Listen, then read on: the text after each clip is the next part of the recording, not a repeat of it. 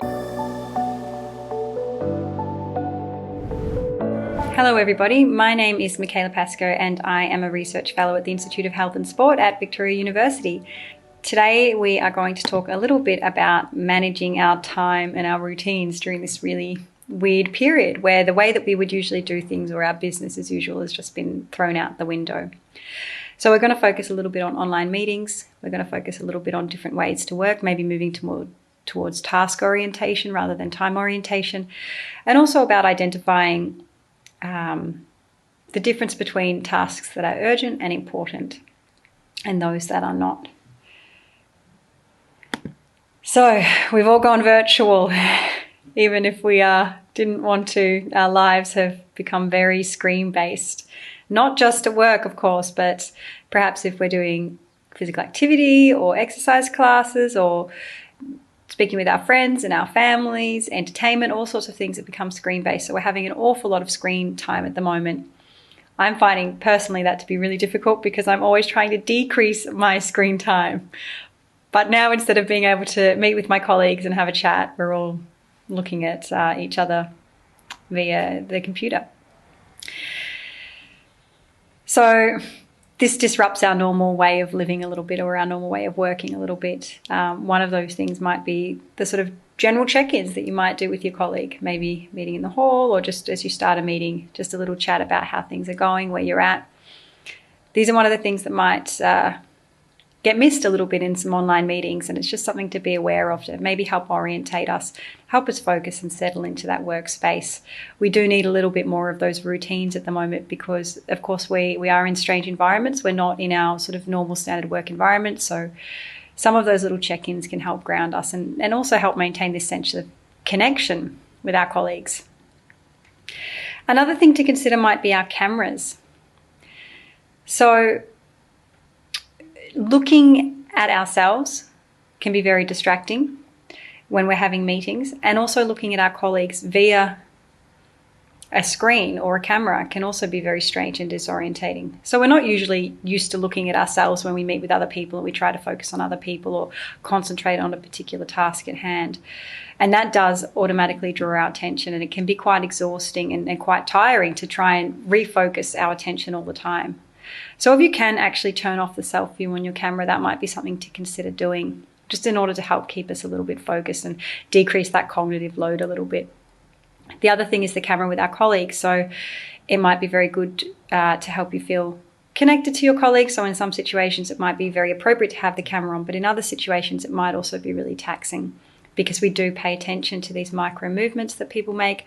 We pay attention to facial expressions. All of these things pull our attention away and create a cognitive load, and essentially can make us feel more tired more quickly as we try to refocus our attention and filter out all of these things, this extra sensory information that's coming at us.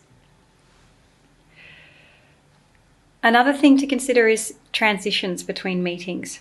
So taking some time to take a break, for example, maybe getting up, stretching your legs, having a cup of tea, getting away from the screen, taking a bit of time just to resettle, recollect yourself before jumping back into the next meeting. I know that it can be very easy to schedule things back to back and be continually jumping from one online meeting to another. But doing that can take its toll over a period of time. And of course, we can think about getting creative with our meetings. So maybe we don't need to be on Zoom all the time. Maybe we can do some things via the phone. Maybe we can have walking meetings. That's something that I quite like as much as possible, just trying to get out and have a walk and get some fresh air, maybe look at some trees, some dogs. So if you can, maybe consider having a walking meeting in place of sitting at your computer and having a Zoom meeting. You might be able to get some of your daily activity and daily exercise at the same time.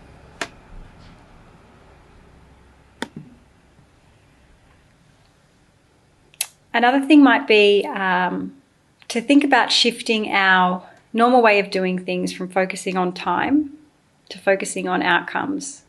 So we may be used to starting our days at a certain time and ending them at a certain time as well. But of course, that's a little bit different at the moment, and it's more easy to have our work hours and our non-work hours fade into one another. And it's a little bit more difficult to know where those lines are. So it might be useful to consider focusing on outcomes. We may not be able to actually work in the same sort of hours that we were working previously. This could be particularly relevant if you've got children at home, for example, and you're schooling those children from home, or whatever else might be going on. It may just make it not feasible to work in the way that you were before. Because of that, it might be helpful to focusing on a particular outcome or task at hand and trying to complete that rather than thinking that you need to be available for a certain amount of hours every day. Things have changed. It's okay not to be available as you were all the time. We're in a different environment, and it's probably useful to just be a little bit kind to yourself in regards to that. We are, at the moment, should be focusing on getting through and surviving this time rather than thriving through it.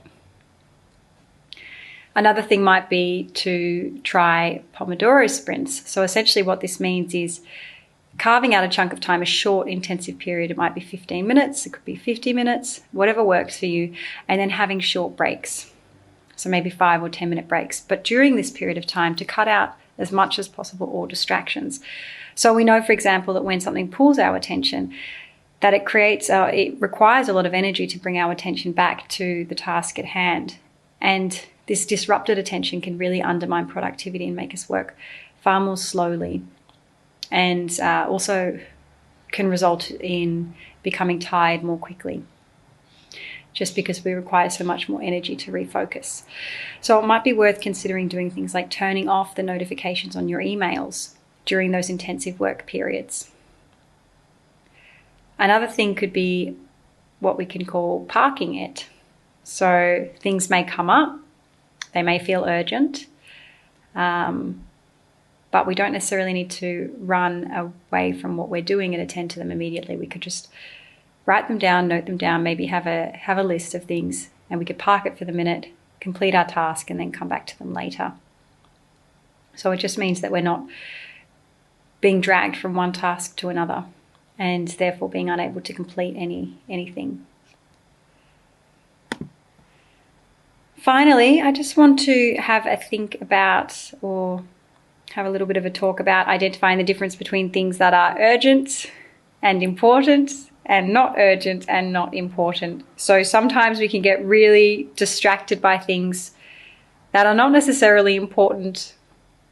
They may feel important because they're urgent. But it might be worth thinking about tasks and what it is that we need to focus on using some sort of a matrix like this one. So if something is both urgent and important, do it now. If it's not urgent, but it's important, maybe you do it later. If it's not urgent or important, you could think about delegating it, maybe eliminating it, maybe you could automate it. And of course, if it's not urgent and not important, maybe consider if it is something you could eliminate, so that those things don't tend to pull us away from the things that are both urgent and important and that we really do need to attend to. So hopefully we're all managing reasonably well with this strange new work environment and trying to find some alternative ways to stay productive and stay focused. And I hope that today's session might have helped a little bit with some of the things we can do to help keep us focused in that way. Thanks, everybody.